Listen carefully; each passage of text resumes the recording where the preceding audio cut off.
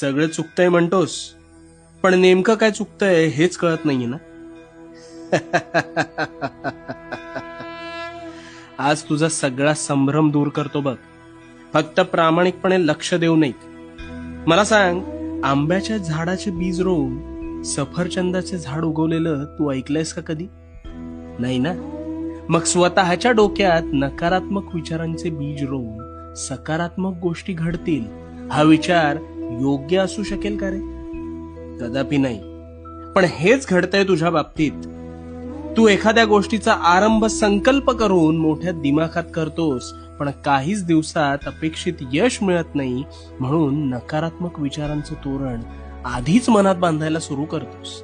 आणि मग गोष्टी मनासारख्या होत नाहीत, म्हणून कायम रडत बसतोस. नकारात्मक विचारांचं ग्रहण लागलंय रे तुला.